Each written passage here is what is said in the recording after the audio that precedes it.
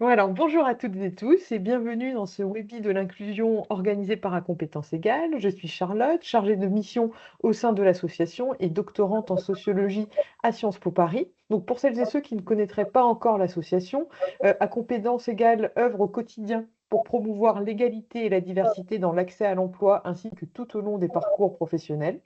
Les webis de l'inclusion sont des événements ouverts à toutes et tous, professionnels du recrutement, candidats, candidates à l'emploi, étudiants, étudiantes, journalistes ou encore chercheurs et chercheuses.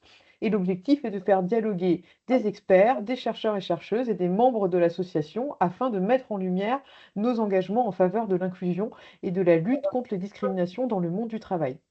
Donc, comme vous pouvez le voir sur mon écran, d'autres webinaires sont déjà programmés. Vous avez, les dates organisées, en fonction des mois. On a un programme, déjà, très chargé et le prochain, je peux vous l'annoncer tout de suite, aura lieu le 9 juin.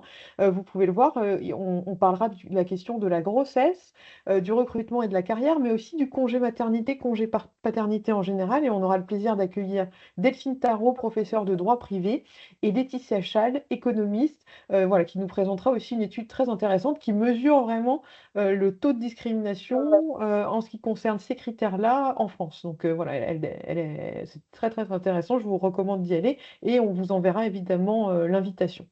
Donc pour aujourd'hui, on a le plaisir d'accueillir Solène Karoff et Oumaya Idrineis et notre webinaire, comme vous le savez, est intitulé «Apparence physique au travail, des biais invisibles aux discriminations bien réelles».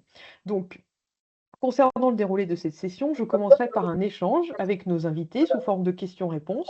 Vous pouvez réagir tout au long de la discussion, plutôt en posant les questions par écrit dans le chat, mais ensuite, vous pourrez évidemment prendre la parole puisque à la fin de nos questions, il y aura un temps d'échange proposé, voilà, pour que vous puissiez directement échanger avec nos invités.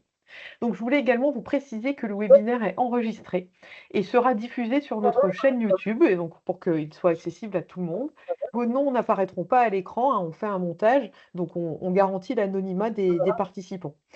Alors, avant d'ouvrir la discussion, je vais présenter nos invités. Donc, tout d'abord, Solène Karoff, qui est maîtresse de conférences en sociologie à Sorbonne Université. Vous êtes l'autrice de Grossophobie, sociologie d'une discrimination invisible, qui a été publiée en 2021, et ainsi que de nombreux articles disponibles sur le site kern.info que je vous recommande fortement.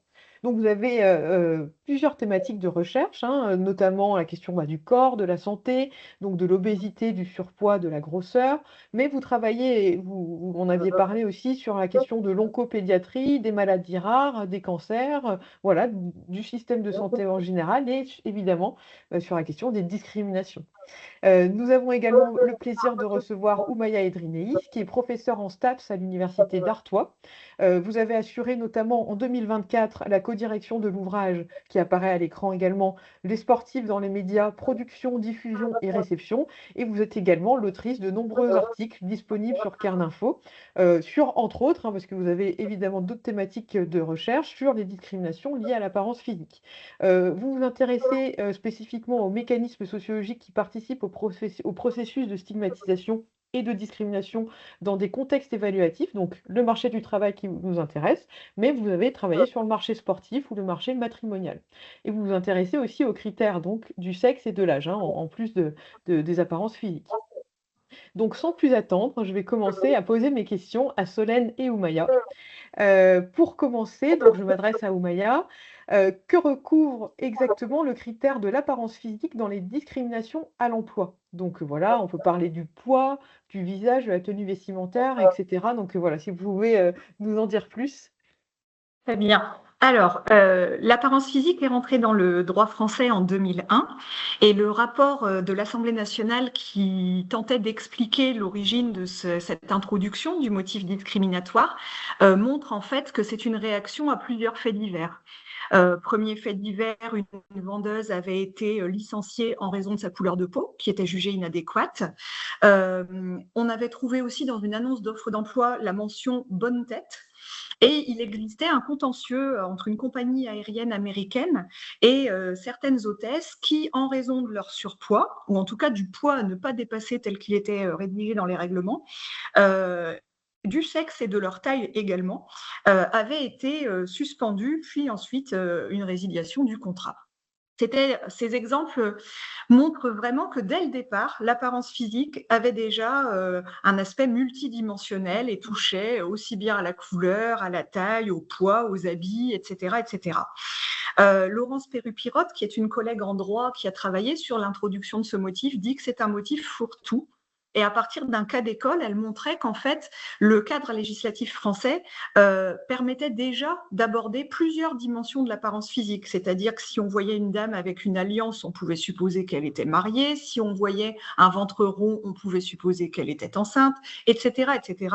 Et donc, elle montrait que ce motif fourre-tout était ambigu. Je suis d'accord avec ça, si ce n'est que malgré le côté multidimensionnel de l'apparence physique, je trouve qu'il est très, très important que ce motif soit dans la loi, parce que le premier baromètre qui s'est intéressé exclusivement aux discriminations selon l'apparence physique en 2016 a montré que 43 personnes s'estimaient discriminées en raison de ce motif. Donc, il a une spécificité, il a une raison d'être, et je pense qu'il faut continuer de le garder malgré toutes les ambiguïtés qu'il recouvre. Merci beaucoup. Je m'adresse maintenant à Solène. Donc Solène, dans votre ouvrage, vous revenez sur les origines historiques de la grossophobie. Est-ce que vous pouvez revenir sur la définition de ce terme, ainsi qu'expliquer comment s'est construite au fil du temps la norme qui valorise certains corps et qui en disqualifie d'autres, hein, notamment parce que dans votre ouvrage, pardon, vous insistez sur des normes corporelles, alimentaires, mais aussi morales. Donc voilà, si vous pouvez nous en dire plus. Merci pour votre question. J'espère que vous avez 48 heures devant vous pour répondre à toutes ces questions. Peut-être pour simplifier, alors déjà, le terme grossophobie, c'est un terme qui a été, on va dire, publicisé dans les années 90 par Anne Zamberlan, qui a ensuite créé l'association Allegro Fortissimo, qui est la première association de lutte contre la grossophobie en France. Donc, elle l'a utilisé pour écrire notamment ses réflexions et ses mémoires, son histoire personnelle de discrimination. Donc, c'est un terme qui est en fait plus ancien que ce que les gens pensent. Il était utilisé on va dire, dans le monde militant pendant une vingtaine d'années. Et à partir des années 2010, il a commencé à être de plus en plus utilisé dans les médias jusqu'à être enfin reconnu, on va dire, en 2019, si je ne me trompe pas, dans le dictionnaire. Donc maintenant, c'est un terme qui est utilisé de manière assez fréquente. Donc c'est un terme qui a été construit, bien sûr, de manière synonyme avec les termes homophobie, transphobie, etc. Donc c'est pas en sociologie, on va pas l'utiliser comme la peur des personnes en situation de grosseur, d'obésité, de surpoids, mais plutôt, bien sûr, comme une sorte de représentation générale de la stigmatisation que vivent les personnes concernées par la grosseur, c'est-à-dire les situations où on va considérer pardon, que ces personnes voilà, ont un certain nombre de stéréotypes et de représentations péjoratives qui vont conduire à des actes de stigmatisation ou de discrimination envers elles, qui peuvent du coup faire l'objet potentiellement ensuite d'un rappel à la loi si nécessaire. Après, pour la dimension historique, donc bien sûr, les normes de corpulence ont évolué et continuent à évoluer historiquement. Donc ça, c'est vraiment très important. Si on prend sur, on va dire, les 2000 dernières années, on peut constater que tout au long, par exemple, de l'Antiquité et du Moyen-Âge, en fait, les normes corporelles ont beaucoup évolué. Au Moyen-Âge, si on reprend le Moyen-Âge, par exemple, européen et français, les rondeurs et un certain embonpoint masculin et féminin ont pu être considérés comme positifs et valorisés à certaines époques. Parfois, c'était plus le masculin, parfois le plus féminin. Mais ce qu'ont pu nous montrer les historiens sur le sujet, notamment Georges Vigarello, c'est qu'à aucun moment, les très fortes obésités ont été valorisées. Donc, c'est toujours des formes d'embonpoint. L'embonpoint, hein, c'est vraiment le côté bon point, c'est-à-dire avoir une bonne corpulence. Et donc, c'est vraiment cette dimension-là qui était plutôt valorisée. Et il y a eu un basculement au 19e siècle avec à la fois la médicalisation de l'obésité qui a transformé l'obésité en pathologie et la transformation des normes, on va dire, esthétiques et alimentaires dans les classes socialisées qui a vraiment transformé complètement les normes corporelles et qui a fait que la norme de minceur a commencé à se développer dans les milieux les plus aisés à la fin du 19e siècle et tout au long du 20e siècle, et puis c'est progressivement étendu dans toutes les sphères de la vie sociale. Bon, merci beaucoup. On va y revenir, hein, évidemment, sur cette question. Oumaya, pour continuer, dans le monde du travail, finalement, à quel moment la discrimination liée à l'apparence physique se manifeste-t-elle le plus fortement? Donc, est-ce que c'est à l'embauche, dans l'évaluation, dans les promotions, dans les interactions quotidiennes, hein, notamment s'il y a quand les personnes saisissent le défenseur des droits, qu'est-ce que c'est les cas qui ont été traités, hein? Et est-ce qu'il existe des études de type testing à ce sujet? Voilà, si vous pouvez nous en dire plus. Alors, oui, je vais rebondir surtout sur la deuxième question, puisqu'après, je vais Oui. aborder les différences entre embauche et évaluation. Alors, en 2004, Jean-François Amadieu, avec l'Observatoire des discriminations, avait réalisé le premier testing qui venait tester, c'est la méthode de l'audit par couple, toute chose étant égale moins une. Et donc, il avait testé l'apparence physique, mais en fait, via le CV, donc uniquement via la photo d'identité encore en cours dans les CV. Donc, en gros, l'apparence physique réduite au visage de l'individu. Lorsqu'il avait fait ce testing, il avait montré la différence donc de retour positif pour une convocation à un entretien. 75% des réponses étaient positives si le CV concernait un homme avec un nom et prénom français, résidant à Paris, blanc de peau, avec ce qu'il considérait comme une apparence standard, donc un visage, il utilise les termes gracieux ou en tout cas répondant aux normes. Et il avait constaté que seulement 33% des candidats hommes, nom et prénom français, résidant à Paris, blanc de peau, etc., visage disgracieux, avaient un entretien d'embauche. Donc, il avait pu isoler et montrer qu'un visage disgracieux recevait moins de réponses positives. Certains collègues diront que tout se joue lors de l'analyse des CV. Sauf que par rapport à mes résultats, de moins en moins de photos sont mises dans les CV. Et en plus, dès l'instant où on est amené à arriver à un entretien d'embauche, c'est plus seulement le visage, c'est aussi le corps. Et le corps a une surface plus importante qui permet beaucoup plus de discrimination que juste le visage. Donc moi, je pencherais plutôt pour dire que dans les étapes de la sélection, dès l'instant où il y a un face-à-face, c'est pire que le CV. Et pour préciser un petit peu plus, par rapport à la définition que j'ai donnée tout à l'heure sur l'apparence physique, dans mes travaux, j'ai utilisé la définition de Marie-Thérèse Duflo-Priot, qui est une définition ancienne, hein, elle date des années 80, mais c'est une définition que je trouvais qu'elle recouvrait davantage les dimensions de l'apparence physique. Elle mettait en avant les caractéristiques physiques, donc le poids, la taille, les formes corporelles, les volumes, les muscles, etc. Elle prenait en compte les attitudes corporelles, donc le corps qui bouge, comment il s'assoit, comment il marche, comment il se tient, etc. Et puis les attributs, donc tout ce qui recouvrait le corps, le maquillage, la coiffure, les accessoires, les vêtements, etc. Et lorsque j'ai fait mes enquêtes auprès des recruteurs, eh bien, j'ai observé des discriminations sur l'ensemble de ces critères. C'est-à-dire que j'ai eu des discours très discriminants sur, par exemple, la situation de surpoids ou des formes trop rondes ou une petite taille avec associé à un manque de charisme. Donc, j'ai eu des choses sur les caractéristiques physiques. J'ai eu des choses sur les attitudes corporelles, c'est-à-dire il est trop mou, il marche lentement, il a monté l'escalier trop lentement, c'est un manque d'envie, etc. Et j'ai eu aussi des discours discriminants portant vraiment sur les attributs. Ça va du trou dans le t-shirt à la marque d'une veste, c'est-à-dire que ça recouvre vraiment toutes les dimensions liées au visage, à la couleur, aux cheveux, etc., etc. Donc voilà pourquoi cette définition me semble un peu plus pertinente, parce qu'elle permet vraiment de couvrir toutes les dimensions de l'apparence physique. Oui, merci beaucoup. On va y revenir. On voit déjà en tout cas comment les critères se croisent, hein, dans l'apparence physique, hein, donc ça c'est intéressant, que ce soit l'origine sociale, l'âge, l'origine migratoire, enfin c'est très intéressant. Merci beaucoup. Donc Solène, donc dans le cas de la grossophobie en particulier, est-ce que vous pouvez nous dire quel serait, s'il y en a un, quel serait le moment le plus discriminatoire lors du parcours professionnel? Est-ce qu'il existe des études pareilles de type testing à ce sujet? Et potentiellement, s'il y en a une, est-ce qu'il y aurait une spécificité française sur ce sujet ou pas du tout? Alors, sur la question du moment un petit peu le plus compliqué, on va dire, pour les personnes en situation d'obésité, c'est clairement le moment de recrutement, puisque c'est le moment où les discriminations en tant qu'outil juridique, évidemment, va se manifester avec un refus d'embauche, par exemple, des personnes en situation d'obésité. Pour vous donner un exemple, dans une étude statistique qui a été réalisée en 2016, publiée dans Économie et Statistique, Élise Coudin et Arthur Souletti montraient que, par exemple, le taux d'emploi des femmes en situation d'obésité était de 10 points inférieur à celui des femmes non obèses, et celui des hommes en situation d'obésité était inférieur de 2 points. Alors déjà, c'est intéressant puisqu'on voit que déjà il y a une dimension de genre intéressante, et les salaires horaires des personnes en situation d'obésité étaient inférieurs à celui des personnes non obèses. Donc on voit qu'il y a une discrimination très claire de l'emploi, au niveau de l'emploi pour les personnes en situation d'obésité par rapport à celles qui ne sont pas en situation d'obésité. Après, sur la question du testing, alors j'avoue que c'est des données que je connais moins. Il n'y a quasiment pas de données à ma connaissance sur le sujet, en tout cas très peu, qui vont effectivement tester. Il y a eu quelques expérimentations, notamment en économie, effectivement, avec l'envoi de CV, mais c'est très rare. Donc, pour le moment, on n'a pas, on va dire, voilà, une masse de données suffisante un petit peu pour travailler la question.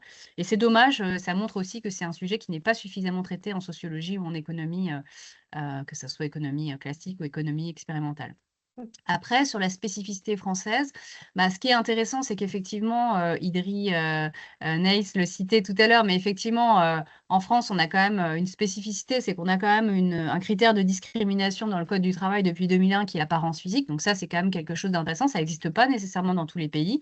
Par contre, effectivement, non seulement c'est un critère fourre-tout, et je suis assez d'accord avec l'expression, mais c'est tout simplement un critère qui est très, très peu utilisé, notamment par les personnes en situation d'obésité lorsqu'elles pensent être victimes de discrimination, parce que c'est impossible à prouver, parce qu'en fait, les employeurs ne laissent pas de traces. Si vous réussissez enfin à faire un entretien en face à face avec un recruteur et qu'il vous dit qu'il ne va pas vous prendre parce que vous êtes obèse ou grosse ou peu importe les termes utilisés, vous n'enregistrez pas en fait l'entretien de recrutement, et donc en fait, il n'y a pas de traces. C'est vraiment très très compliqué d'aller porter plainte, et c'est d'autant plus compliqué que les personnes en situation d'obésité sont souvent des personnes qui sont originaires de milieux sociaux plutôt défavorisés, donc plus éloignés aussi des ressources juridiques existantes, à la fois en termes de capital culturel, mais aussi en termes de capital économique, parce que ça peut avoir un coût malgré tout de porter plainte, et puis faut s'en sentir légitime.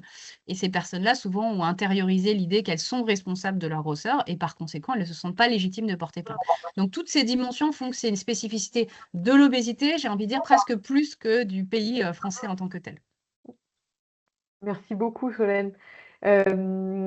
Oumaya, vous en avez déjà un petit peu parlé, mais dans vos travaux, vous montrez que l'apparence physique, évidemment, elle se joue sur le tri des CV à travers la photo. On a parlé du testing, mais vous dites, hein, lors de l'entretien d'embauche, évidemment, là, l'entretien d'embauche, c'est très asymétrique, hein, au niveau de l'échange avec le recruteur, hein. Et donc, vous l'avez évoqué sur le fait de la mauvaise veste, la mauvaise démarche dans l'escalier, etc. Peut-être est-ce que vous pouvez revenir encore plus en détail, parce que je trouve que c'est très intéressant d'avoir des exemples, hein, sur les principaux résultats tirés de vos entretiens avec des recruteurs à ce sujet. Voilà, parce que je pense qu'en plus, ça va tout à fait parler à nos participants. Alors, pour répondre à ta question, Charlotte, j'ai essayé de rassembler en fait tous les mécanismes qui pouvaient expliquer pourquoi des recruteurs adoptaient des attitudes ou des pratiques discriminatoires.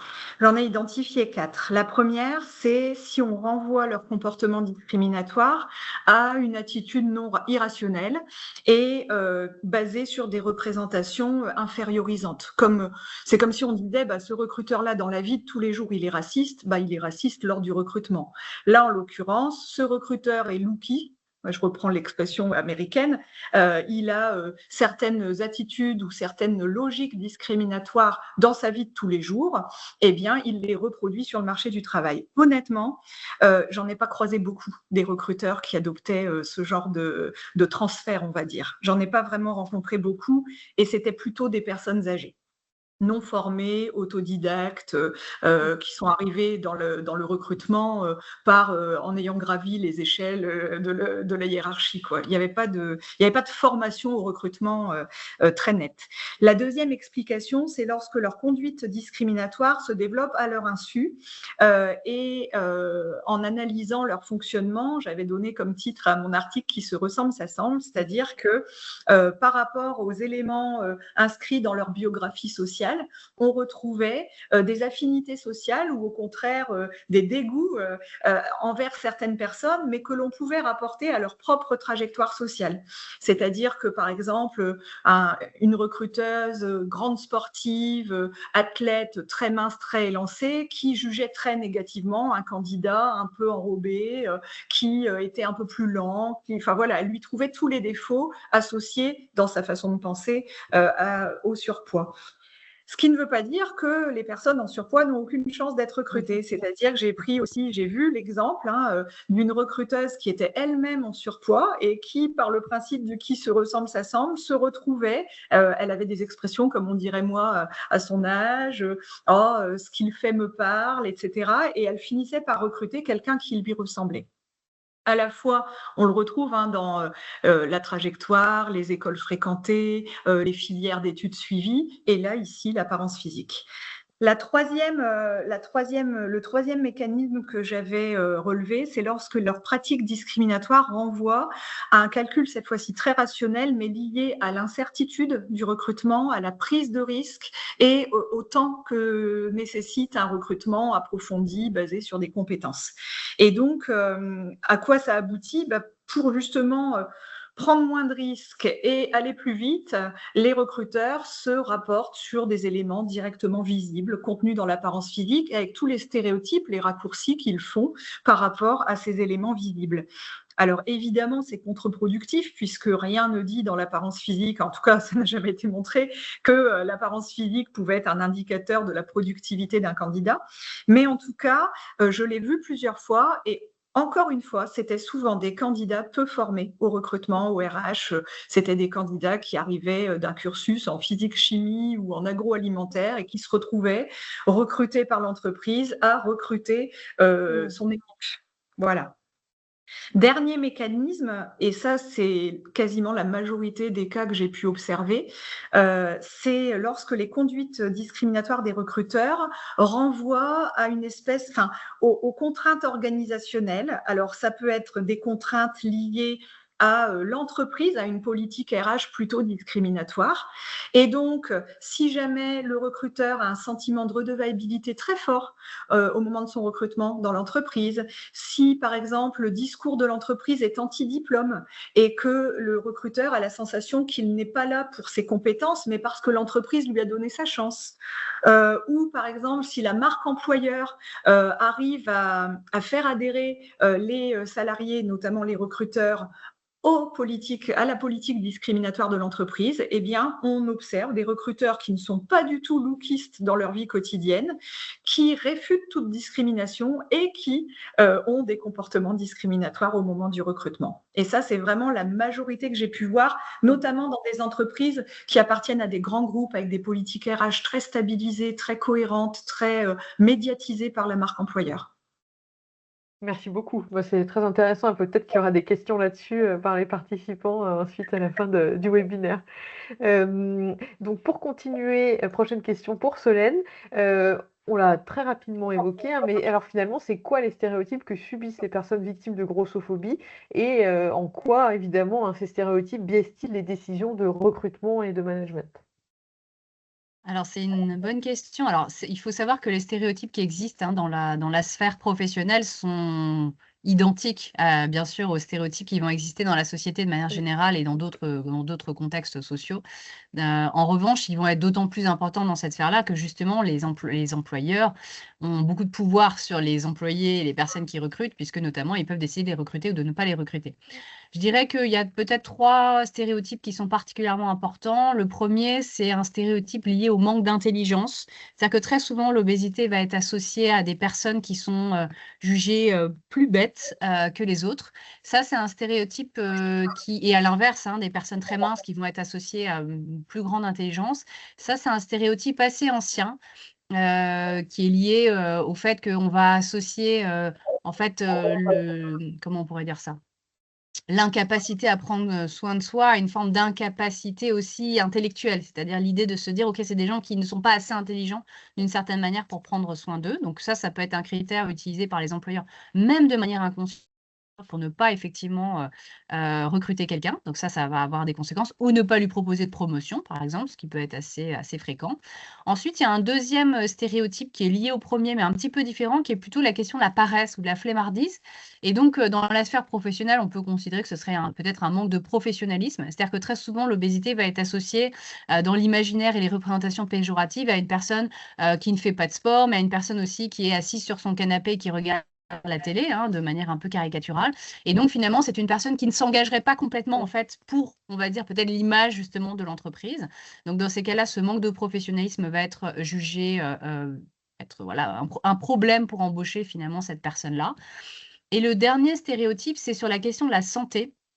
C'est-à-dire que comme dans l'espace public, on va considérer que toutes les personnes en situation d'obésité sont en mauvaise santé, ou en tout cas peuvent avoir des problèmes de santé, etc., ou voilà, associés un petit peu à cette dimension sanitaire, on va considérer du coup que ce sont des personnes qui sont moins productives et peut-être plus absentes, on va dire, que les personnes qui ne sont pas en situation d'obésité. Alors ça, c'est un stéréotype, on va dire, qui est peut-être un peu moins fréquent en France et plus dans d'autres pays, notamment par exemple aux États-Unis où les employeurs et les entreprises payent bien sûr l'assurance maladie des employés et donc ne veulent pas avoir des employés en mauvaise santé parce que ça leur coûterait trop cher de payer bien sûr la santé, enfin le régime de santé assurantiel de leurs employés.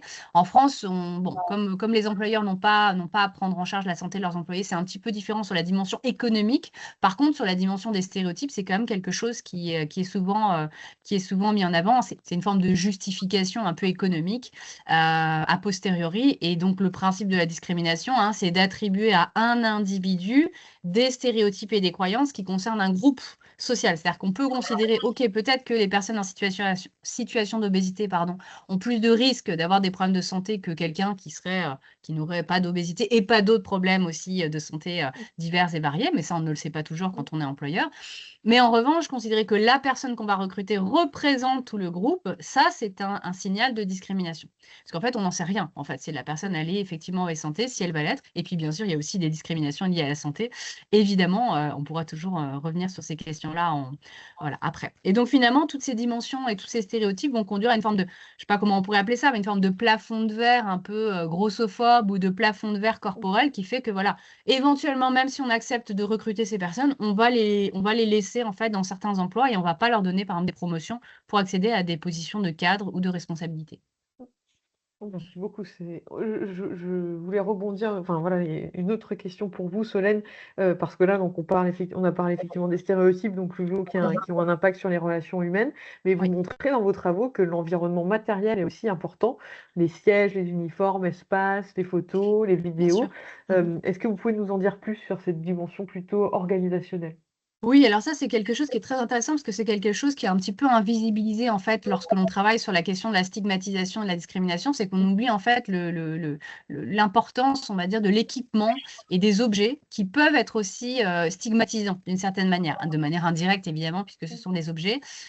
Pour une personne en situation d'obésité, notamment d'obésité forte, on peut imaginer par exemple des espaces physiques qui ne sont pas adaptés avec des sièges trop étroits, des restaurants d'entreprise qui ne sont pas adaptés, même des tourniquets d'entrée hein, qui ne seraient pas adaptés. Enfin, je veux dire, je suis allée l'autre jour à Jussieu, là, à Sorbonne Université, côté Jussieu. Le tourniquet d'entrée pour rentrer dans la grande, dans la grande tour de Jussieu, c'est un tourniquet qui est tout petit. Enfin, je veux dire, une personne en situation d'obésité forte ne rentre pas par ce tourniquet. Donc, c'est un vrai, ça paraît un peu anecdotique, mais en fait, ça veut dire que ça n'a pas été conceptualisé. Donc, ça veut dire que dans ces cas-là, on mettra la personne en situation d'obésité, c'est une anecdote, mais c'est pour vous montrer, on mettra dans la catégorie handicap. Alors, il n'y a pas de souci à être dans une situation de handicap, hein, c'est pas... mais du coup, c'est pas la même chose, en fait. Et donc, ça, c'est intéressant aussi sur le lien qu'on peut faire peut-être avec d'autres types de discrimination et de représentation. Après, on peut aussi citer les équipements, peut-être qu'on pourrait considérer peut-être plus professionnels. Par exemple, les tenues. Dans certains métiers, il faut une tenue adaptée. Si vous êtes sur un chantier, par exemple, bah, il faut qu'il y ait une tenue de chantier qui soit à votre taille. C'est pas systématique. Si vous êtes, je ne sais pas, professionnel, même dans la sphère soignante, à l'hôpital, etc., bah, il faut qu'il y ait une tenue adaptée à votre taille de corpulence. Et ça peut être aussi, c'est des formes de petites stigmatisations qui paraissent pas très graves, mais répétées, en fait, c'est toujours un signal pour dire à la personne qu'elle n'a pas sa place à cet endroit-là. Donc, c'est des choses qui finalement sont quand même importantes, contrairement peut-être à ce qu'on pourrait penser à la base, en fait. Mm, mm. Merci beaucoup. Une question pour toutes les 2, voilà, qui me semblait aussi assez, intéressante à traiter. Donc bon, voilà, vous voyez qui répond en premier. Justement parce que, vous le disiez, alors je crois, c'était Oumaya qui le disait sur le fait que, et ben, ou Solène, je sais plus, mais c'est que c'était dur à prouver en fait, cette question de discrimination liée à l'apparence physique. Je crois que c'est Solène qui disait ça, parce qu'on laisse pas de traces, le recruteur ne laisse pas de traces, quoi, donc c'est compliqué. Et justement sur ces normes d'apparence, voilà, comment elles circule finalement dans une organisation? Donc, est-ce qu'il y a des dress codes implicites? On imite, hein, Oumaya disait que parfois on recrute les personnes qui nous ressemblent, donc il y a aussi peut-être une imitation des supérieurs, il y a des feedbacks informels. Est-ce que potentiellement il y aurait des cultures d'entreprise, hein, notamment le phénomène des startups, hein, qui se sont présentées comme normalement des entreprises plus inclusives, mais est-ce que c'est vraiment le cas ou qu'elles reproduisent aussi certains codes, notamment sur les questions de l'apparence physique, hein, donc, mais en tout cas, est-ce qu'il y aurait des cultures d'entreprise plus permissives ou plus contraignantes sur les normes d'apparence, hein, donc voilà, si vous voulez en dire plus. Alors nous, on avait effectivement avec Anne repéré des exemples, hein, de codes implicites comme ça liés à l'apparence physique. Donc une banque, par exemple, qui a imposé des normes sur la couleur des sous-vêtements, pour qu'ils soient couleur peau, pour éviter d'être visibles, hein. Ou aussi, par exemple, une entreprise qui avait mis en place une salle de sport avec coach, donc supposément pour le bien-être des employés, on se dit super, mais qui implicitement indiquait, hein, que les employés sportifs, finalement, sportives, avaient des meilleurs résultats commerciaux grâce à leur apparence, hein, grâce au fait que eux, ils performaient, hein, et il y en a et d'autres employés qui peut-être utilisaient moins la salle de sport. Enfin voilà, du coup, ça reproduisait évidemment certains codes et stéréotypes. Donc voilà, si vous voulez nous en dire plus là-dessus. Les différences entre start-up, grande entreprise, peut-être secteur public. Enfin voilà, il y a peut-être des choses à dire dans vos recherches. Y va, Solène, ou j'y vais? Vas-y, tu as plus de choses, je pense. Alors, ce qui est assez marrant, enfin non, c'est pas marrant, hein, mais ce qui est assez vous m'avez envoyé l'invitation en mars, et en mars est sorti le guide Élégance TGV Inouï de la SNCF. C'est 40 pages dans lequel la SNCF Voyageurs demandait à tous ses membres à les membres du personnel commercial, y compris les contrôleurs, etc., de faire des efforts dans leur apparence physique, et ça va du maquillage à la tenue vestimentaire, aux sous-vêtements, etc., etc. Et en gros, les syndicats ont dit, mais c'est 40 pages sexistes et grossophobes. Voilà comment ça a été décrit. Alors, dans mes enquêtes, je ne suis jamais tombée sur des documents de la sorte, c'est-à-dire que je n'ai jamais vu dans les entreprises assurance, commerce, tertiaire et grande distribution, je ne suis jamais tombée sur ce type de guide. Donc, je ne peux pas dire au contraire. C'est-à-dire que dans tous les documents officiels d'évaluation, de formation, etc., rien ne transpirait sur l'apparence physique. C'était même totalement absent, alors que c'était au cœur des entretiens d'embauche que j'avais pu observer. Par contre, ce que j'ai remarqué, c'est que, je prends l'exemple d'une entreprise de la grande distribution sportive, rien ne transpirait dans les documents formels, on va dire, mais c'était insidieux, c'était dans le quotidien, dans la gestion d'équipe au quotidien, que l'on retrouvait cette importance accordée par l'entreprise aux apparences physiques. Alors, c'était une enquête que j'avais faite auprès des hôtesses d'accueil et de caisse, et je m'étais mise dans le magasin en situation d'observation. J'étais censée observer mes étudiants. Donc, je veux dire, je pense avoir, enfin, dans la tête des salariés, j'avais peu d'impact sur leur quotidien, et j'ai donc observé des choses qui m'ont choquée. Par exemple, dès l'instant où une hôtesse d'accueil ou de caisse était moins apprêtée que ne le souhaitaient les membres du personnel, eh bien, il y avait des expressions comme « tu veux partir bosser à Intermarché ou quoi ?» Ou par exemple « t'as acheté ton pull chez Leroy Merlin ?» Ou j'ai retrouvé cet extrait « tu fais tout pour qu'on enlève la photo de ton badge ?» Donc voilà, ça, c'est des expressions qui renvoient qui exigent un contrôle des apparences physiques par la salariée. Évidemment, je l'ai déjà dit, enfin, je l'avais montré, hein, c'est plus de 99% de femmes. Et donc, pour ces femmes-là, la remarque est très vexante. J'ai assisté aussi à une situation où Juliette, une hôtesse d'accueil, effectivement, moi, j'avais vu qu'objectivement, elle était moins apprêtée que la veille. C'était quelqu'un qui mettait beaucoup dans son apparence physique. Et là, elle est arrivée un peu moins coiffée, un peu moins maquillée, avec un visage fatigué. Et tout de suite, son responsable exploitation lui a sauté dessus et devant tout le monde, lui a dit « Mais qu'est-ce qui t'arrive? Tu ne peux pas travailler comme ça ?» Je précise qu'elle pouvait tout à fait travailler comme ça. Elle était moins que d'habitude, mais elle était tout à fait convenable. Il n'y avait pas de choses choquantes. Et en fait, elle lui explique, j'ai passé la nuit aux urgences avec mon fils, il a été malade, etc. Donc, je ne suis pas rentrée chez moi. Et il lui a dit, écoute, qu'est-ce que tu attends pour mettre ce qu'il faut dans ta voiture? Et quand j'ai fait un entretien avec elle quelques mois plus tard pour lui demander ce qu'elle avait pensé de cette situation, elle me répond, depuis ce jour-là, j'ai une trousse de toilette et un petit sac de voyage dans ma voiture. Et l'hôtesse de caisse qui avait assisté à cet échange a fait pareil. Donc on voit aussi comment des propos discriminatoires peuvent influer sur les pratiques professionnelles des personnes, alors que rien n'est écrit, encore une fois, dans les documents formels de l'organisation. Voilà, c'est un exemple que je voulais vous donner parce qu'il est assez marquant. En tout cas, il montre bien comment une politique discriminatoire peut se tenir au jour le jour et pas seulement au moment de l'embauche. Très intéressant, Solène, si vous voulez. Ou Maya, vous avez terminé ou vous vouliez. C'est bon, Oui. super, oui, c'est très intéressant comme exemple. Oui, c'est très intéressant comme exemple. Moi, je n'ai j'ai pas forcément beaucoup d'éléments sur ça. En revanche, ce qui est intéressant lorsqu'on regarde un peu les documents, officiels des entreprises et bon, quand on travaille un peu sur cette question-là, c'est de voir que dans les entreprises, des grosses structures, c'est beaucoup plus formalisé la question de l'apparence physique. C'est-à-dire qu'il y a beaucoup plus un code, en général vestimentaire, de comment il faut s'habiller et cetera et notamment parce que très souvent dans les grandes entreprises, il y a un petit peu toutes les classes sociales qui sont représentées. Et donc finalement, il y a un code vestimentaire, alors qui est plus ou moins précis, mais bon, qui est très souvent quand même un peu formalisé, notamment justement pour les classes sociales qui sont un petit peu en bas de la hiérarchie sociale. Donc par exemple, là, c'était des hôtesses d'accueil, voilà, qui sont un petit peu tout en bas. Ça peut être les secrétaires, ça peut être voilà. Donc en général, la dimension formalisée est plus prégnante. Dans les startups, a priori, en tout cas, on peut faire l'hypothèse que c'est une population assez différente, peut-être plus homogène socialement, plus jeune, et qui, en fait, du coup, a priori, vu le type de population qui y travaille, une corpulence plus mince que la moyenne de la population. Et donc, en fait, la formalisation des normes d'apparence, en tout cas sur la question du poids, est probablement beaucoup plus informelle. En revanche, c'est pas parce que c'est informel qu'il n'y a pas de stigmatisation et de discrimination envers les personnes qui sont en situation d'obésité. Potentiellement, même, j'ai envie de dire, au contraire, puisque d'une certaine manière, elles sont peu prégnantes dans ce type de milieu social.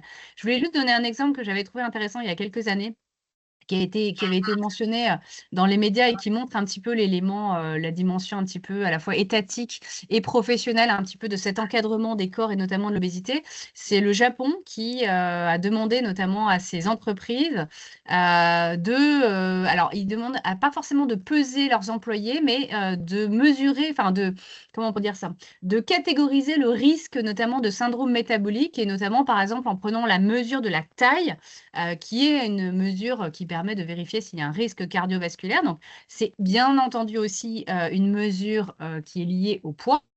Votre taille, elle est évidemment plus importante si vous avez un poids plus élevé. Et donc, je trouve ça intéressant puisque ce n'est pas les entreprises qui ont pris elles-mêmes la mesure. C'est pour ça que je trouve que c'est intéressant comme exemple parce que c'est l'État qui a demandé aux entreprises de le faire pour les personnes pour les employés de plus de 40 ans. Donc, il y a à la fois une dimension d'âge, une dimension de poids et une dimension de santé. Et ces trois dimensions sont liées et peuvent être analysées. Donc, on n'en est pas encore là en France, évidemment, et je pense que ça ne passerait pas. Mais c'est quand même intéressant comme mesure un peu. Là, pour le coup, on peut reprendre le concept de Foucault, de biopolitique des corps. On est exactement sur la biopolitique des corps. Super intéressant, merci beaucoup. Donc, je rebondis sur une autre question, donc cette fois-ci pour Maya. Est-ce que finalement vous avez observé, donc là on a évoqué le cas des hôtesses d'accueil, est-ce que vous avez observé des variations, des discriminations liées à l'apparence physique en fonction des métiers? Donc voilà, les recruteurs, les enquêtés que vous avez interrogés parlent souvent de l'image de l'entreprise, de la crédibilité commerciale, des attentes supposées des clients. Ça, je trouve que c'est intéressant pour justifier des exclusions. Voilà, peut-être que vous pourrez en dire plus sur la figure du client aussi, en complément de voilà, les variations que vous avez pu observer en fonction des secteurs d'activité. Ouais. Alors, la variation en fonction des secteurs d'activité, je ne peux pas trop le prononcer parce que j'ai quasi exclusivement travaillé sur les métiers commerciaux. Par contre, la question sur la figure du client, elle est très intéressante parce que, alors, je digresse un peu. Dans les années 60 aux États-Unis, il y a deux chercheurs qui ont voulu renverser la théorie qui disait s'il existe une délinquance juvénile, c'est parce que les jeunes ne savent pas que ce qu'ils font est hors la loi. Et ces deux chercheurs américains ont dit, ben non, On pense que c'est l'inverse. On pense qu'ils savent exactement qu'ils contreviennent à la loi, mais il existe des techniques qui leur permettent de rationaliser ce qu'ils font, de se justifier et qui, en fait, leur donnent raison, enfin, en tout cas, subjectivement, leur donnent raison et les encouragent à continuer. C'est ce qu'on appelle la théorie de la neutralisation. Et quand je suis tombée sur cette théorie, je me suis dit, je vais essayer de l'appliquer au comportement discriminatoire des recruteurs parce que j'avais bien remarqué que les recruteurs ne voulaient pas en affichage discriminer, mais que dès l'instant où on observait leurs pratiques, ils discriminaient. Et je me suis dit, peut-être qu'ils adoptent des justifications qui leur permettent de justifier ce qu'ils font et de se dire, bon, bah, c'est quand même pas si mauvais que ça. Et donc, ça les encourage à continuer, et ce qui fait que malgré la loi, les discriminations trouvent toujours leur terrain d'expression. Quand j'ai utilisé cette théorie, les différentes techniques qui existent, c'est les 5 que j'ai repérées chez les recruteurs, c'est le déni de responsabilité, ils ne sont pas totalement responsables de la situation, le déni de dommage, ça n'est qu'un emploi, ils en trouveront ailleurs, le déni de victime, parce qu'ils le valent bien, il s'est laissé aller, il est gros, il n'a pas fait l'effort de bien s'habiller, voilà, le déni de victime, la condamnation des accusateurs, c'est la loi qui est mal faite, on n'y comprend rien, on ne sait pas si ce qu'on fait c'est de la discrimination, et l'appel à des principes moraux et des loyautés jugées supérieures. Et là, dans ces loyautés jugées supérieures, il y avait 2 catégories. Il y avait l'employeur, je l'ai dit tout à l'heure, à qui on doit tout, à qui on doit son poste, à qui on doit son salaire et donc son avenir. Et puis les clients, et c'est marrant, c'est le même transfert, à qui on doit tout, à qui on doit son salaire, à qui on doit son avenir professionnel. Et donc les clients sont vraiment une figure incontournable. Alors, il ne faut pas oublier que si les recruteurs disent aussi si on discrimine, c'est pour les clients qui ont envie d'avoir quelqu'un de crédible, qui a le look de l'emploi, etc. Il ne faut pas oublier qu'en disant ça, ils se dédouanent aussi de leur volonté discriminatoire. Ce n'est pas de ma faute, c'est de la faute du client. En 2016, on avait l'occasion de rentrer dans plusieurs entreprises de la grande distribution et du coup, on est allé avec une batterie d'étudiants armés de questionnaires interroger les clients après leur passage en caisse. On n'a pas encore publié ce travail, mais 2 choses à retenir. Tout ce que les clients ont pu dire dans le questionnaire remet en cause les pratiques et les logiques discriminatoires des entreprises, c'est-à-dire, je vous donne quelques chiffres, 88% des clients sont attentifs à ce que l'hôtesse de caisse soit rapide, donc pas du tout son apparence physique. 78% sont incapables de dire s'ils ont été accueillis par un homme ou une femme et sont incapables de la décrire ne serait-ce que par un mot. Donc voilà. 95% sont très attentifs aux formules de politesse et au sourire. Et seulement 42% sont attentifs, pardon, c'est là, je ne peux pas dire de bêtises, à la tenue vestimentaire et 6% à ce qui relève des caractéristiques physiques. Donc, vous voyez, l'avis des clients, interrogés juste après le passage en caisse, montre qu'en fait, ils ne regardent pas tellement ni l'hôtesse d'accueil, ni l'hôtesse de caisse, et que ce qui compte pour eux, c'est d'aller vite et d'être souriant. Donc, premier résultat. Deuxième résultat, qui n'est pas vraiment un résultat, mais c'est une anecdote de l'enquête, on n'a pas osé donner tous les résultats à l'entreprise. C'est-à-dire qu'on a donné le tri à plat, c'est-à-dire variable par variable, 40% des clients disent que, etc. Mais on n'a pas osé aller plus loin dans l'analyse et leur faire, par exemple, une typologie des clients. Et clairement, c'est ce qu'ils nous ont demandé à la fin. Ils n'ont pas du tout regardé notre rapport, ils nous ont dit, nous, on veut la typologie des clients pour comprendre qui sont les clients qui accordent de l'importance aux apparences physiques. Et donc, on a refusé de le faire parce qu'on s'est dit, ben voilà, ça va encore alimenter l'idée que si 30% des clients accordent de l'importance, comment faire pour satisfaire ces besoins d'apparence physique pour des hôtesses de caisse ou d'accueil. Voilà. Très intéressant, merci beaucoup. Et ça me fait beaucoup penser, là, enfin, la défenseure des droits a émis plusieurs décisions et puis il y a eu un rapport, notamment, qui a été publié sur les discriminations liées aux signes, enfin, aux faits religieux et aux signes religieux, et que souvent c'était beaucoup invoqué pour discriminer sur cette question-là, que c'est pour écouter les souhaits des clients, mais que voilà, mais enfin, quand même, c'est pas une raison valable, hein. Il y a eu des cas de jurisprudence évidemment, mais oui, en tout cas, cette figure du client est souvent utilisée effectivement dans les mécanismes de justification, donc très intéressant. Solène, bah, voilà, je vous pose un petit peu la même question sur la question des discriminations grossophobes.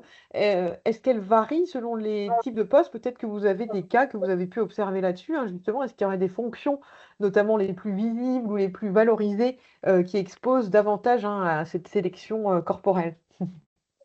Alors, c'est sûr que les métiers à la fois les plus visibles, c'est-à-dire en contact effectivement avec le client justement, ou les métiers c'est-à-dire les métiers de cadre, etc., sont les professions dans lesquelles la grossophobie professionnelle est la plus prégnante. En revanche, moi, ce que j'ai pu observer, c'est plutôt des différences en fonction du type de métier.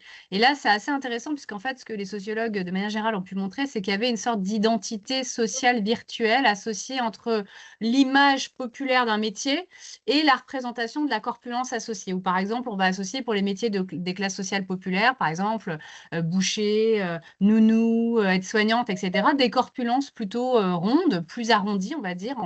Et puis, pour les métiers qui sont plutôt des métiers de classe sociale plutôt supérieure, des corpulences ou des corporalités plus minces. Ça, c'est particulièrement le cas pour les femmes, un peu moins pour les hommes, puisque les hommes, la corpulence a évolué un petit peu plus long, les normes de corpulence ont évolué un petit peu plus lentement. Néanmoins, on va retrouver également des représentations sociales qui vont être associées à certains métiers. Ce qui fait que, par exemple, si vous êtes un homme très fluet, par exemple, vous allez avoir du mal à vous faire embaucher sur un chantier, par exemple, parce qu'on va estimer que vous n'êtes pas assez costaud. Donc là, on va avoir on va dire la représentation sociale inversée qui va conduire à discriminer un homme qui n'aurait pas la corpulence associée à ce type de profession. Et inversement, si vous êtes une femme en situation d'obésité, ça va être beaucoup plus compliqué pour vous d'être recruté sur un poste de cadre et de responsabilité, parce que justement, on va considérer que ça ne correspond pas à votre image, en fait, et que votre image ne correspond pas au métier. Alors, on voit qu'il y a vraiment le lien entre ces deux dimensions. Et c'est quelque chose qui est extrêmement prégnant et on le voit très très bien dans la culture populaire. Si vous regardez les séries, les films, les livres, etc., et évidemment sur les réseaux sociaux, on voit que ces représentations sont toujours très très fréquentes et qu'on va vraiment associer une corpulence particulière à un métier. Par conséquent, dès que vous ne correspondez pas à la corpulence, donc ça ne concerne, vous avez compris, pas que l'obésité en tant que telle, ça concerne aussi du coup des personnes qui seraient dans des formes de corporalité très minces, qui ne correspondent pas non plus à certaines professions et donc qui vont avoir du mal effectivement à être employés, à être recrutés dans certaines professions. Donc on peut vraiment travailler sur cet entrecroisement entre l'image et le métier, c'est vraiment très intéressant. Merci beaucoup. Une autre question, pour vous, Solène. Vous articulez justement la question de la corpulence avec d'autres rapports sociaux, le genre, la classe, l'âge, l'origine migratoire, géographique, ethno-raciale. Qu'apporte cette lecture croisée à la compréhension du phénomène? Alors effectivement, je pense que alors déjà, c'est important, bien sûr, de montrer qu'il y a des formes de grossophobie dans la société. Maintenant, c'est toujours important en sociologie d'avoir une lecture plus complexe et d'essayer de comprendre au sein des personnes qui sont en situation de surpoids et d'obésité, est-ce qu'il y en a qui ont une pénalité plus grande, du fait d'autres caractéristiques sociales? Et c'est le cas. C'est le cas en termes de genre, puisqu'on sait très bien, on a beaucoup, beaucoup, beaucoup de données sur le sujet qui montrent que les femmes, en situation d'obésité ont des discriminations plus fortes, que les hommes en situation d'obésité et notamment dans la sphère professionnelle, évidemment. Donc ça s'explique bien sûr par le fait que les normes corporelles sont plus restrictives pour les femmes et que la norme de minceur est beaucoup plus prégnante pour les femmes, quel que soit l'âge, même si une sorte la norme s'atténue avec le temps. Néanmoins, même chez des personnes âgées, les femmes ont une injonction à être plus minces que ne le sont les hommes au même âge. Donc on a beaucoup de travaux qui vont montrer ça. Sur la question de la classe, c'est évidemment indispensable, notamment puisque, je l'ai dit tout à l'heure, mais la prévalence de l'obésité est plus importante dans les milieux sociaux défavorisés, dans les milieux sociaux précaires. Par conséquent, évidemment que quand une personne est en situation d'obésité, en fait, ce qui est très intéressant, c'est qu'on remarque que les représentations et stéréotypes péjoratifs envers l'obésité sont très proches des représentations sociales péjoratives envers les personnes en situation de précarité.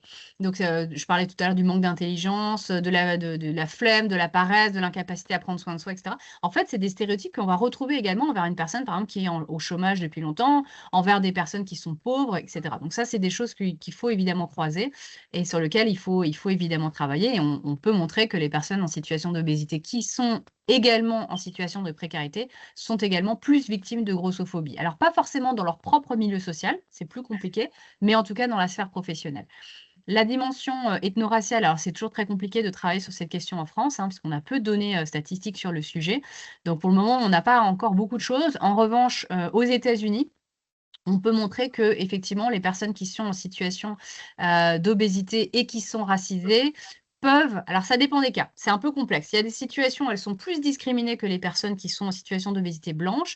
Et paradoxalement, sur certaines thématiques ou dans certaines sphères professionnelles, elles vont l'être moins parce que justement, encore une fois, si on reprend cette image sociale un peu virtuelle du métier, on va associer par exemple certaines professions à certaines couleurs de peau également et donc aussi à certains types de corpulence. Donc, c'est vraiment une question de représentation sociale de ces populations. Donc, il faut effectivement travailler sur ça, c'est très important. Et la dernière dimension sur l'âge, enfin, en tout cas la dernière dimension sur laquelle il y a quelques données, montre que les stigmatisations et discriminations s'atténuent avec l'âge, mais persistent. Et notamment, ce qui est très intéressant, c'est que sur les 20 à 30 dernières années, on voit qu'elles s'atténuent, mais elles s'atténuent moins. C'est-à-dire qu'avant, il y avait quand même une certaine acceptabilité, tolérance sociale du fait que les gens prennent du poids avec l'âge, pour les femmes avec les grossesses, mais aussi avec la ménopause, pour les hommes avec l'âge, ou l'arrêt du sport, etc. Enfin, voilà, si on regarde un petit peu les pratiques sociales des individus. Et donc, il y avait une certaine tolérance sociale qui faisait que ces individus-là, plus âgés, étaient moins stigmatisés.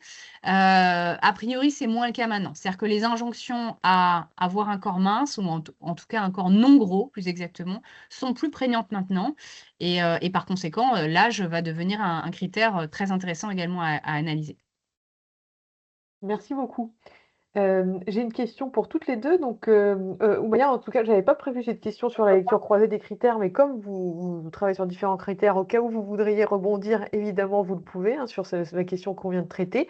Mais sinon, la prochaine question pour toutes les deux est la suivante, c'est, alors on l'a un peu évoqué, peut-être qu'il n'y aura pas, enfin, que vous n'avez pas forcément observé de différence, mais s'il y en a qui pourraient être intéressantes, Solène, je crois qu'on en avait peut-être un petit peu discuté pour l'interview, mais voilà. Mais est-ce qu'on observe des différences importantes entre la France et d'autres pays dans la manière dont l'apparence physique ou la grossophobie sont mobilisées dans le recrutement, ou voilà, ou même sur les croyances et les stéréotypes en lien avec ces questions?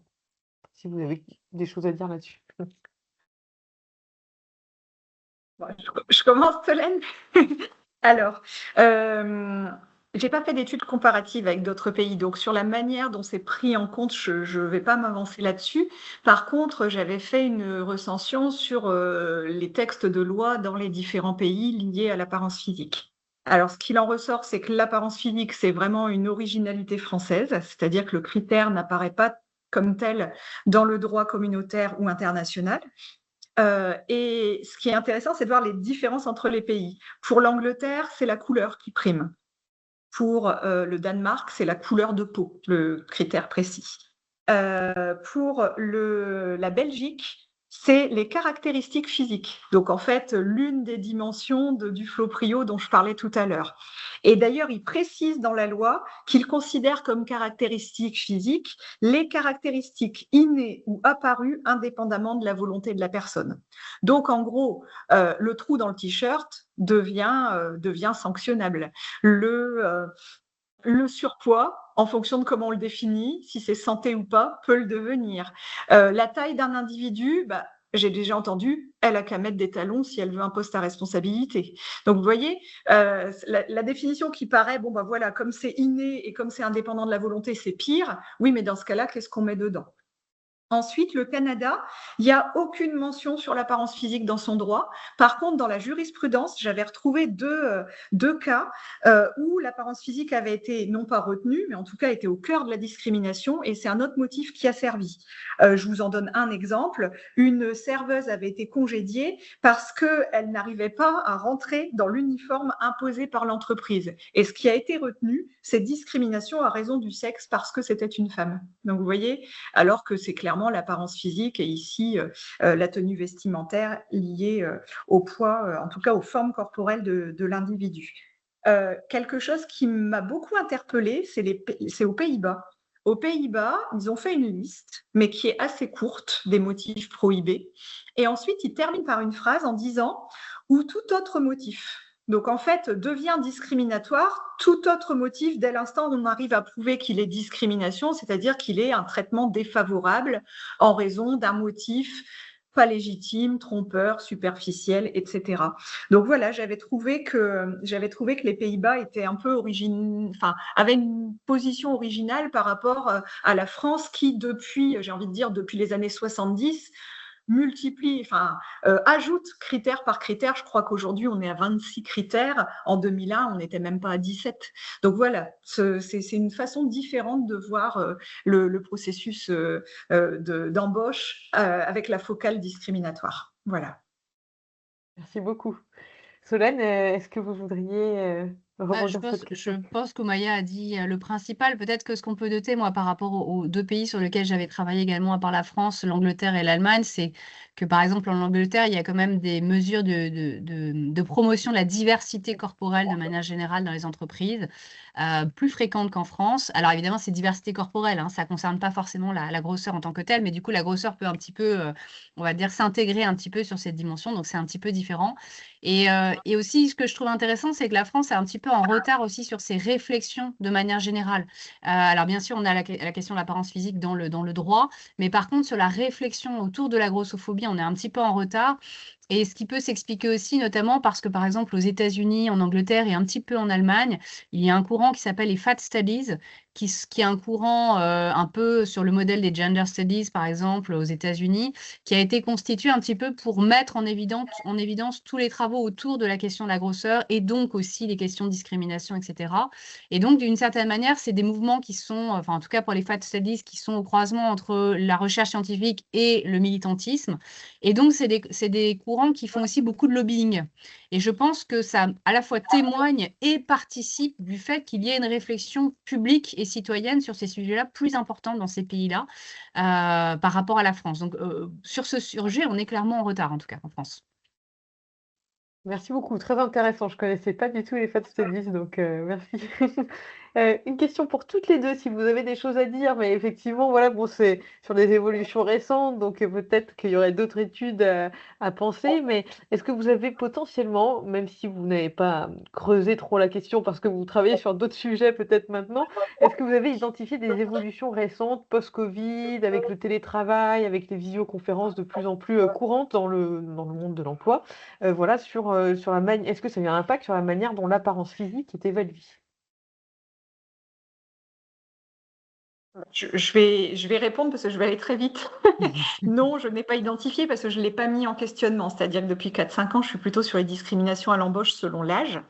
Par contre, je me souviens très bien qu'au moment où je finis mon enquête dans la grande distrie sportive en 2021 sur les discriminations selon les apparences physiques et qu'il y a des efforts faits par l'entreprise pour commencer à créer des modules de formation qui s'intitulent par exemple Recruter sans discriminer ou pour un recrutement éthique. Voilà. Eh bien, en même temps, sort une nouvelle pratique de recrutement qui est tout de suite diffusée sur le territoire national et ça s'appelle Viens en short. Et donc, on amène les candidats à venir en short pour un poste de cadre dans l'entreprise, cadre commercial, à venir en short et en t-shirt pour faire un peu de fitness, faire un petit match de basket, etc. Et que ce moment convivial est propice à découvrir la vraie personnalité. Et je m'étais dit, faudrait que je creuse aussi ça, parce que c'est pas seulement la personnalité, c'est tout, c'est les jambes, les bras, l'odeur, l'hygiène. Enfin voilà, pour moi c'était encore pire qu'un entretien d'embauche. Voilà. Mais sinon je peux pas en dire beaucoup plus. Merci beaucoup. Solène? Ouais, je vais être un peu comme Oumaya. J'ai pas grand-chose à dire parce que j'ai pas travaillé sur cette question récemment. En revanche, ce qu'on peut noter avec la visioconférence, c'est que c'est vrai qu'on pense que c'est quelque chose qui serait plutôt positif, par exemple pour les personnes en situation d'obésité, puisque ça leur évite de montrer leur corporalité. Personnellement, je pense que ça ne serait pas une très bonne hypothèse, puisqu'en fait, quand on a un écran, on voit quand même très bien si la personne elle est en situation de grosseur, d'obésité. Et j'ai même envie de dire que souvent l'écran en fait renforce, grossit d'une certaine manière aussi le visage. Donc je ne suis pas sûre que ce soit quelque chose qui soit très positif, on va dire, pour ces personnes-là. Peut-être que ça l'est quand même plus pour des personnes qui sont vraiment dans des formes d'obésité très fortes. Puisque là, ce que je n'ai peut-être pas dit suffisamment depuis le départ, c'est qu'il faut faire attention dans les études à distinguer, bien sûr, le genre, l'âge, etc., etc., mais aussi de distinguer différents types de critères d'obésité et que avoir une obésité où vous êtes à l'IMC de 30-35, par exemple une légère obésité, ça n'a pas du tout les mêmes conséquences en termes de stigmatisation et de discrimination que si vous êtes à une obésité, par exemple, de plus de 50. Et par conséquent, on peut tout à fait supposer que pour une visioconférence, en fait, une personne qui a une obésité de plus de 50 pourra beaucoup plus cacher le fait qu'elle est dans des formes d'obésité vraiment très, très importantes parce que finalement, justement, on ne verra pas son corps entier. Donc là, peut-être que ça serait une hypothèse à creuser de savoir que finalement, ça ne changerait pas grand-chose pour celles et ceux qui ont une obésité légère, mais ça changerait peut-être un petit peu pour des gens qui auraient une obésité très forte. Mais bon, voilà, je ne m'avance pas plus que ça parce que ça, il faut creuser. Ouais, c'est intéressant effectivement sur les possibilités d'emploi de métiers à domicile, du coup, effectivement, Mhm. pour bon, ouais, ouais, super, ouais, ouais, c'est très intéressant. Une question pour toutes les deux, puisqu'on a parlé des recruteurs. Finalement, là, si on s'intéresse aux candidats à l'emploi, aux employés, etc., donc les personnes qui subissent les discriminations, quels sont les coûts psychologiques, financiers, temporels de ces discriminations? Et vous l'avez évoqué, en fait, déjà, est-ce qu'elles entraînent des ajustements corporels et esthétiques? Oumaïa, vous l'avez évoqué avec le fait que finalement, cette hôtesse d'accueil, elle ne saisit pas la défenseur des droits, le défenseur des droits à l'époque, elle va mettre une trousse de toilette dans sa voiture. Ou Solène, vous l'avez peut-être évoqué, mais il y a des formes d'intériorisation aussi, hein, de la grossophobie. Donc voilà, si vous voulez peut-être en dire plus, peut-être par rapport aux enquêtés que vous avez pu rencontrer sur ces coûts, sur le coût des discriminations. Alors, j'ai pas trop travaillé sur les victimes de discrimination, hein, en gros, sur la scène de l'injustice de Faro, il y a les auteurs de discrimination, il y a les victimes et il y a les témoins. J'ai beaucoup travaillé sur les auteurs, j'ai un peu travaillé alors pas sur les témoins, mais sur ceux qui diffusent le discours, les manuels de recrutement, les intermédiaires de l'emploi, qui peuvent faire entendre aux futures victimes qu'il est normal que l'apparence physique ait sa place sur le marché du travail. En tout cas, c'est ce que j'ai montré dans les manuels de recrutement. Et donc là, il y avait aujourd'hui, ça porte un nom, c'est la provocation, la discrimination. C'était clairement de ce type-là. Maintenant, en 2006 et 2008, j'avais fait une enquête sur les stratégies d'insertion professionnelle des jeunes diplômés de l'enseignement supérieur, et j'avais essayé de voir si le travail corporel, lié au travail des apparences physiques plus largement, trouvait une place dans leur stratégie d'insertion professionnelle. Je pensais vraiment pas en trouver autant, j'en ai trouvé beaucoup, et notamment en fonction du projet professionnel que les étudiants avaient. C'est-à-dire que les étudiants sans projet professionnel avaient peu de pratiques corporelles d'insertion. Et puis, par contre, ceux qui envisageaient une carrière, par exemple, de cadre à responsabilité, ou les métiers du bâtiment, ou les métiers de l'ordre et de la sécurité, ou les métiers plutôt commerciaux, on retrouvait des stratégies différentes de travail des apparences physiques. Et parmi ces étudiants que j'avais enquêtés plus qualitativement après, les cadres commerciaux, je me souviens qu'en allant dans une promotion, des étudiants m'avaient dit surtout, il ne faut pas interroger, je donne un faux prénom, c'est Éléonore, il ne faut pas interroger Éléonore, elle est carrément pas, elle n'est pas, j'ai oublié l'adjectif, c'est pas typique, mais elle n'est pas emblématique de notre promotion, elle est complètement hors sujet. Du coup, j'avais fait l'effort d'aller rechercher dans les listes de présence Éléonore pour l'interroger. Et Éléonore, effectivement, était une jeune fille très grande, en surpoids, alors que toutes les autres que j'avais interrogées n'avaient pas du tout ce profil, habillée un petit peu à l'ancienne, et d'origine sociale supérieure. Et en gros, on a fait 3 entretiens ensemble. Et au fur et à mesure, le premier entretien, c'est elle était la majeure de promotion. Le premier entretien, c'est elle adore ce qu'elle fait, elle veut y arriver, etc. Et au 3e entretien, parce que j'avais senti que j'avais pas eu tout ce qu'elle voulait expliquer, elle me raconte avoir vécu une très grosse désillusion lors de son dernier stage de Master 2, qui, en gros, où elle a vécu des discriminations selon son apparence physique, et qu'en gros, elle était rentrée dans un travail du corps avec l'aide d'une esthéticienne, d'une diététicienne, etc.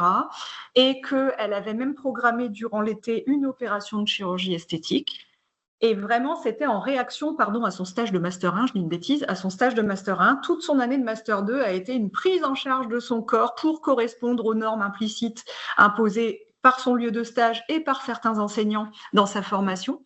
Et en fait, j'ai revu Éléonore 3 ans après, totalement par hasard, lors d'entretiens que je faisais avec des recruteurs. Et en fait, elle avait changé de projet professionnel, et elle envisageait, ça rejoint la question précédente, elle envisageait de travailler effectivement en tant que cadre, mais en back-office. Elle me disait qu'au moins, elle avait trouvé un espace où son apparence physique ne serait pas un problème. Donc, vous voyez toute l'intériorisation, l'incorporation, enfin bref, les effets très néfastes des discriminations selon l'apparence physique sur Éléonore. Ouais, c'est un exemple très concret, effectivement, ouais. Ouais. Solène, est-ce que vous voulez rebondir? Alors, peut-être juste, je voudrais rappeler que, par exemple, pour la question du surpoids et de l'obésité, parce que là, on parlait un peu de la question des conséquences, il y a aussi beaucoup de causes psychologiques qui sont liées à des vécus traumatiques, à des situations d'inceste ou de violence sexuelle, voilà, à des situations de précarité extrême, etc., qui vont conduire les individus à avoir des troubles du comportement alimentaire, qui vont les conduire à avoir des situations d'obésité. Et après, c'est cyclique, hein, parce qu'une fois que vous êtes rentré dans l'obésité, ça se transforme dans un certain nombre de cas en maladie chronique. Très, très compliqué, évidemment, de trouver une solution par rapport à ça. Donc voilà, après ça devient quelque chose de très compliqué. Ça, c'est important, je trouve, de le rappeler. Après, évidemment, il y a des conséquences, pour le coup, qui ont été très bien montrées, à la fois psychologiques en termes d'estime de soi, de santé, en termes de santé, puisque ce sont des personnes qui sont discriminées dans la sphère médicale, donc qui vont plus chez le médecin, qui vont trop tardivement, qui sont moins bien pris en charge, etc. Et puis, bien sûr, des conséquences financières, puisque ce sont des individus, on l'a dit, qui ont plus de difficultés à être recrutés à diplôme équivalent que des personnes qui sont en situation de minceur ou de corps normopondéré, comme on dirait.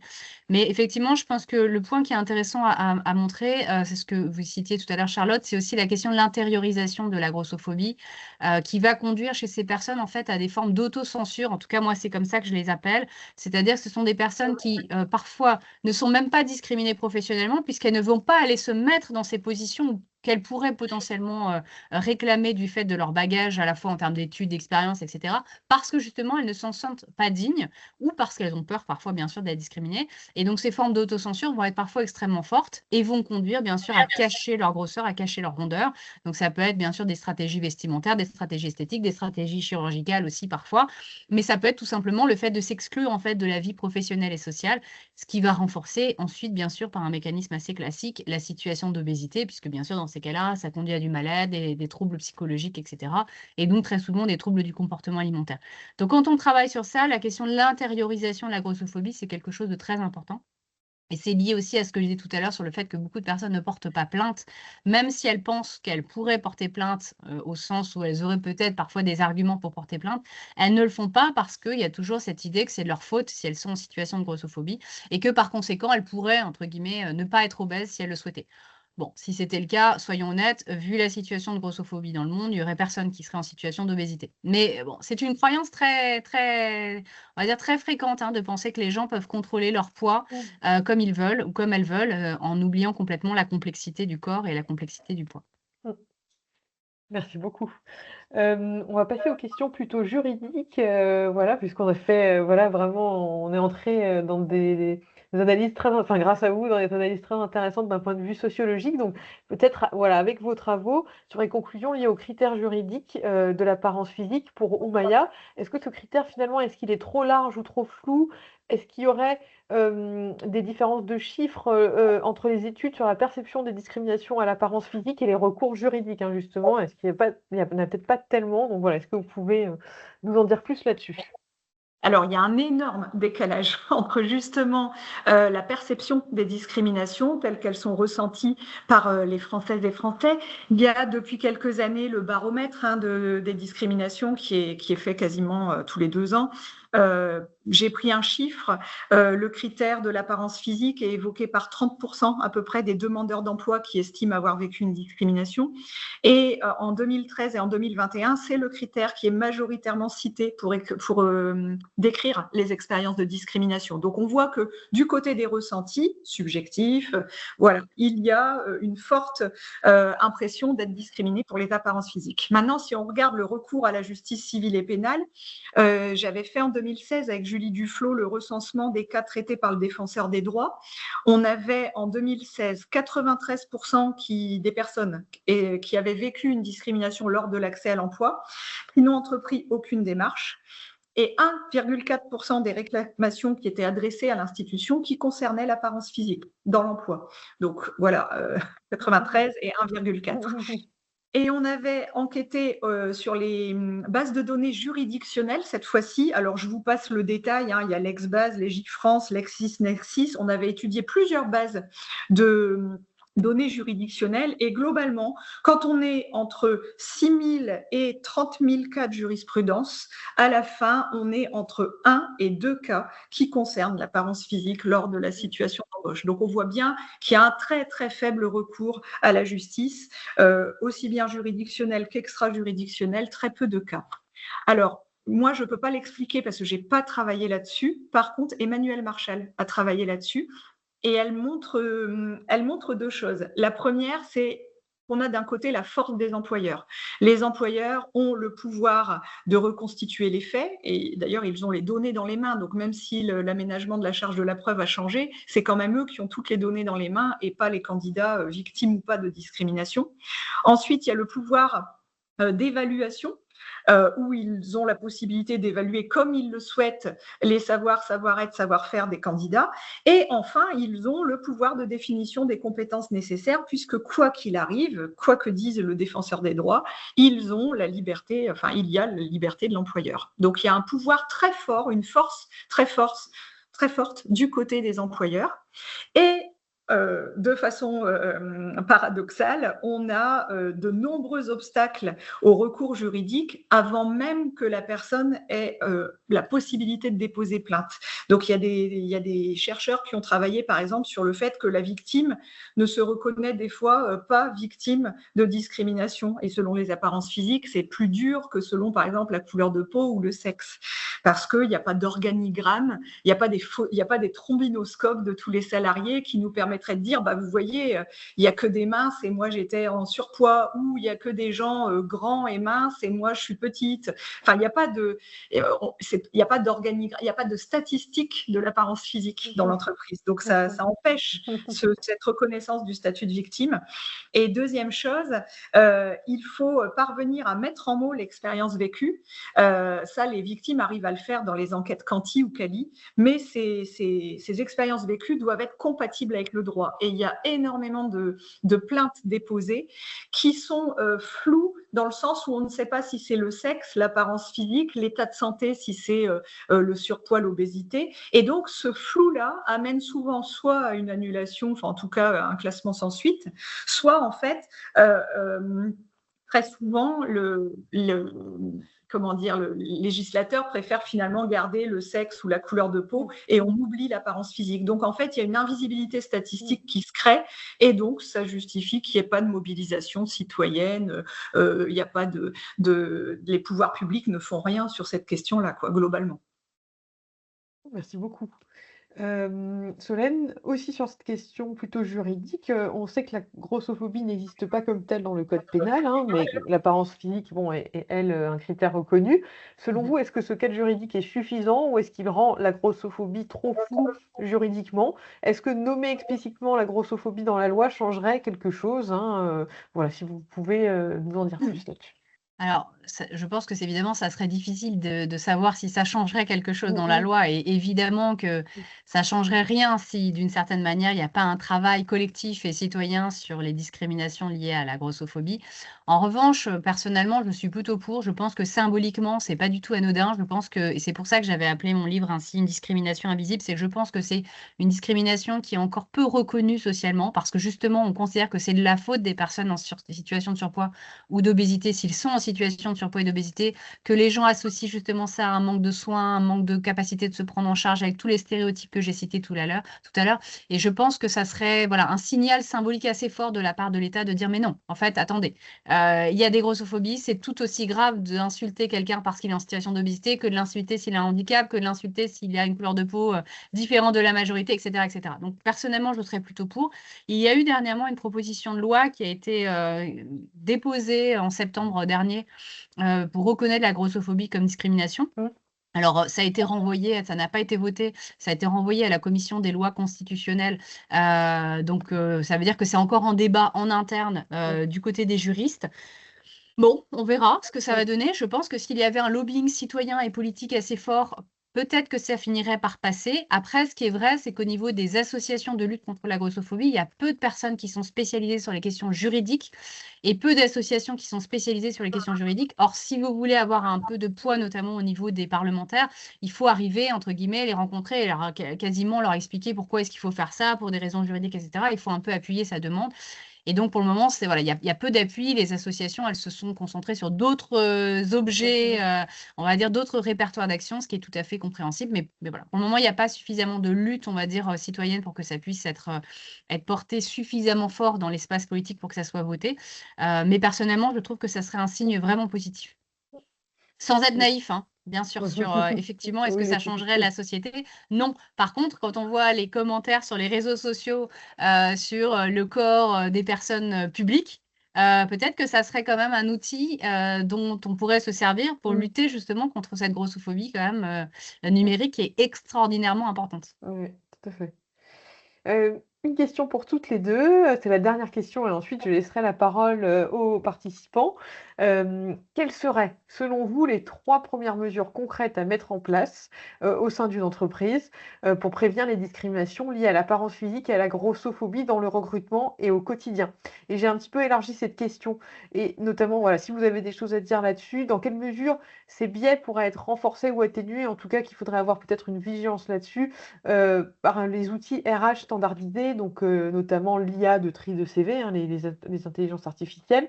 Selon vous, qu'est-ce qui freine aujourd'hui, les entreprises dans la mise en place de politiques réellement efficaces contre ces discriminations? Est-ce qu'il y aurait des dispositifs qui ont fait leurs preuves, hein? Donc on parle beaucoup de la formation à la discrimination, mais est-ce qu'il y aurait d'autres formes de sélection, hein, l'anonymisation des candidatures? Enfin, est-ce que vous voyez quelque chose sur qu'est-ce qui pourrait faire vraiment évoluer les normes, hein, dans les 10 années à venir, imaginons, voilà.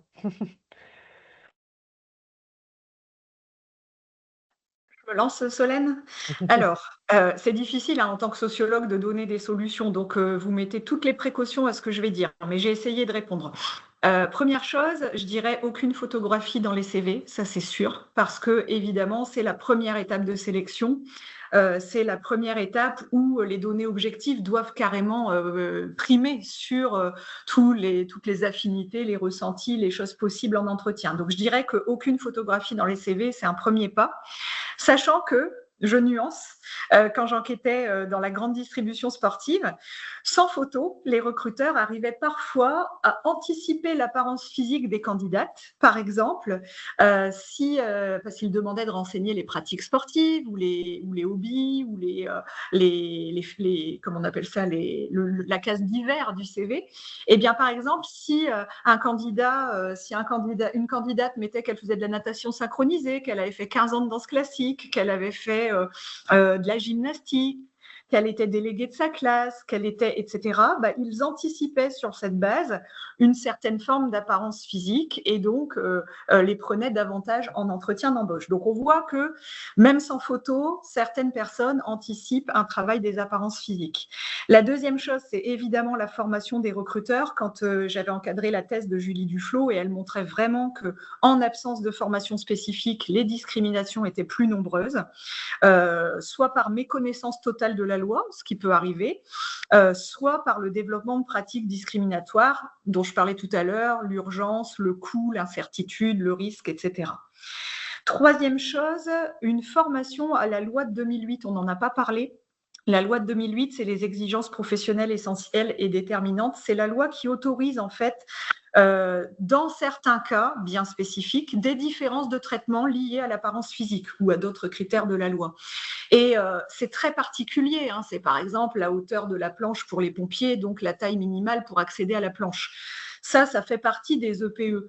Mais certains recruteurs que j'ai interrogés se servent de cette loi en disant nous, on est dans le commerce, on a des clients, on a une exigence de crédibilité, donc la loi de 2008 nous autorise à le faire. Et l'affaire Crombie et Fitch, l'entreprise de vêtements qui a justement mis l'apparence physique au cœur de son processus de recrutement en s'appuyant sur cette loi, a été sanctionnée par la défenseuse des droits. Et dernière chose, je dirais des sanctions en interne dans l'entreprise. Je vous donne un exemple sur les discriminations selon l'âge. J'ai vu que dans une entreprise dans laquelle j'avais enquêté, il y avait vraiment eu un effort de formation des recruteurs pour éviter les discriminations. Et donc, il y avait 4 jours de formation proposés par l'entreprise avec des supports, avec des exemples, etc. Et malgré ça, les recruteurs opérationnels continuaient de discriminer selon l'âge. Et en fait, quand j'ai fait mon enquête quali par entretien auprès de ces recruteurs opérationnels, ils avaient parfaitement intégré la formation, ils savaient que c'était illégal ce qu'ils faisaient, etc. Mais leur justification, elle était très rationnelle. C'était le jeu de la promotion interne. L'entreprise leur proposait, leur faisait miroiter une promotion interne. Ils n'avaient aucun intérêt à recruter quelqu'un d'un peu plus âgé qu'eux, à quelqu'un d'un peu plus compétent, etc. Donc, ils reproduisaient les pratiques discriminatoires en recrutant des jeunes peu ou pas diplômés, qui ne leur feraient pas de l'ombre au moment de la concurrence de la promotion interne. Donc, on voit qu'il y a plein de choses qui rentrent en compte pour expliquer les discriminations. Donc, tant qu'il n'y a pas de sanction, en fait, ça continue de s'exercer assez facilement. Voilà. Mais vraiment, vous mettez des guillemets à tout ce que j'ai dit. Solène, est-ce que voilà, vous voulez également Alors, réagir? je pense qu'effectivement, la question de la formation, pour moi, me semblerait en fait primordiale. C'est-à-dire, si on ne sait pas qu'on fait la grossophobie, on continue à en faire, tout simplement. Si on ne sait pas qu'on a des représentations stéréotypées, péjoratives sur les personnes en situation d'obésité, on ne peut pas travailler sur ses propres biais, ses propres stéréotypes. Donc, c'est pour ça que je disais que la question de la loi, c'était quelque chose de symbolique, mais en fait, c'est quelque chose d'important parce que ça veut dire que après, par exemple, on peut prendre et on pourrait imaginer que contrairement à l'État japonais, on ferait l'inverse en France. Et la France pourrait dire, OK, il faut que les entreprises se forment sur cette question des discriminations au sens large, sur l'apparence physique. Et à l'intérieur de ces dimensions-là, il y aurait la dimension de la grossophobie. Donc ça, pour moi, c'est quelque chose d'extrêmement important. Après, on pourrait estimer que les entreprises pourraient s'appuyer, par exemple, une fois qu'ils auront compris que c'est très important de lutter contre les discriminations liées à l'apparence physique et à la grossophobie, elles pourraient s'appuyer justement sur les exemples, j'étais tout à l'heure sur l'Angleterre et par exemple un certain nombre de modèles d'action qui ont été mis en place pour valoriser les diversités, différentes formes de diversité corporelle dans l'espace de l'entreprise. Je pense que ça serait quelque chose qui serait positif. En fait, c'est plus large que la question de la grossophobie, mais on pourrait tout à fait imaginer que les entreprises françaises s'inspirent en fait de ce qui se passe dans d'autres pays positivement pour essayer de changer un petit peu les pratiques. Alors bien sûr, ça pourrait être lié au moment du recrutement. Donc ça, c'est bien sûr effectivement pas avoir de photographie, etc. Ou faire des recrutements à l'aveugle quand c'est possible. Bien sûr, on pourrait imaginer que c'est possible dans certains cas de figure, notamment quand c'est des emplois, par exemple, qui demandent des dimensions très intellectuelles. On n'a pas forcément besoin de voir la personne directement. On sait que, par exemple, maintenant, ces recrutements à l'aveugle, ils peuvent exister dans certaines sphères, par exemple artistiques, et on a pu voir que ça avait des effets sur la question du genre extrêmement importants. Donc, on pourrait tout à fait imaginer faire ça sur la question de l'apparence physique de manière plus générale. Donc, voilà, ça pourrait s'inspirer un petit peu de ces dimensions-là. Et peut-être la troisième dimension, ça serait la question des objets et des équipements que je citais tout à l'heure. Je pense que pour ne pas être discriminatoire, et en plus, ça permettrait aussi de prendre en compte les personnes qui sont en situation de handicap au sens assez large du terme, ça serait tout simplement, je ne sais pas, de faire une sorte d'audit un peu interne dans une entreprise, de dire, OK, est-ce que mon équipement est un équipement qui est validiste, qui est grossophobe? Au contraire, est-ce que c'est un équipement du mobilier qui finalement peut s'adapter à toutes et tous? Tout simplement. Et ça peut permettre déjà de réfléchir parce que c'est très bien de recruter une personne en situation d'obésité ou évidemment une personne en situation de handicap, notamment si elle est en fauteuil roulant ou si elle a du mal à se déplacer. Mais si au final, la personne après, elle n'est pas à l'aise, elle n'est pas bien dans l'entreprise, c'est une forme de stigmatisation insidieuse qui va conduire la personne potentiellement à s'en aller ou en tout cas à ne pas travailler correctement ou à ne pas être bien. Et donc, ça a des conséquences concrètes. Donc, je pense que ça pourrait être un élément intéressant à travailler. Merci beaucoup à toutes les deux.